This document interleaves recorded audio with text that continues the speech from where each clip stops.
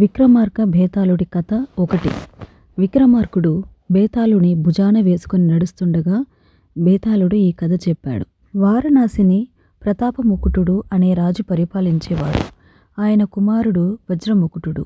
ఒకరోజు యువరాజు తన మంత్రి కుమారుడైన బుద్ధిశరీరుడితో కలిసి అడవికి వేటకి వెళ్ళాడు. అక్కడ ఒక సరస్సు దగ్గర అతిలోక సుందరి అయిన ఒక యువతిని చూశాడు. ఆ యువతి యువరాజును చూసి ఏమీ మాట్లాడకుండా కేవలం కొన్ని సైగలు చేసింది. తన చెవిలోని తామర పువ్వుని తీసి తలలో ముడుచుకుంది. ఆ పువ్వును తన పళ్ళతో కొరికింది. తన పాదాల దగ్గర ఉన్న కమలాన్ని తీసి గుండెలకు అద్దుకుంది. చివరగా తన చేతిని నుదుటిపై పెట్టుకొని వెళ్ళిపోయింది. యువరాజు ఆమె ప్రేమలో పడ్డాడు, కానీ ఆ సైగల అర్థం తెలియక నిరాశ చెందాడు. అప్పుడు తెలివైన మంత్రి కుమారుడు ఆ సైగలను ఇలా వివరించాడు. ఆమె తండ్రి పేరు కర్ణోత్పలుడు. ఆమె నగరం పేరు దంతపురం. ఆమె పేరు పద్మావతి. ఆమె మిమ్మల్ని తన ప్రాణప్రదంగా ప్రేమిస్తోందని అర్థం. తరువాత యువరాజు ఆమెను వెతుక్కుంటూ దంతపురం వెళ్ళి మంత్రి కుమారుడి సలహాతో ఆమెను కలిశాడు.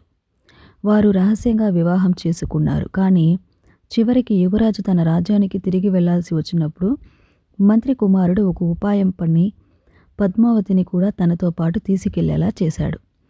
ఇప్పుడు బేతాళుడి ప్రశ్న. ఓ రాజా, ఈ కథలో పద్మావతిని పొందడానికి ఎవరి కృషి ఎక్కువ? తనను తాను నిరూపించుకున్న పద్మావతిదా, ప్రేమించిన యువరాజుదా, లేక మంత్రి కుమారుడిదా? విక్రమార్కుడు ఇలా సమాధానమిచ్చాడు. దీనిలో మంత్రి కుమారుడి కృషి మరియు తెలివితేటలే గొప్పవి. యువరాజు కేవలం ఆమె అందానికి ముగ్ధుడయ్యాడు. పద్మావతి సైగలు చేసినా వాటి వెనుక ఉన్న రహస్యాన్ని ఛేదించి రాజుకు దారి చూపించి ఎన్నో అపాయాల నుండి వాటిని కాపాడింది మాత్రం మంత్రి కుమారుడే. కాబట్టి అతనే అసలైన సూత్రధారి. ఫ్రెండ్స్, విక్రమార్క బేతాళుని మొదటి కథ మీకు నచ్చిందా?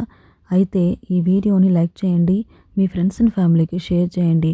నా ఛానల్ని మర్చిపోకుండా సబ్స్క్రైబ్ చేసుకోండి. త్వరలోనే రెండో కథతో మళ్ళీ మీ ముందుకు వస్తాను.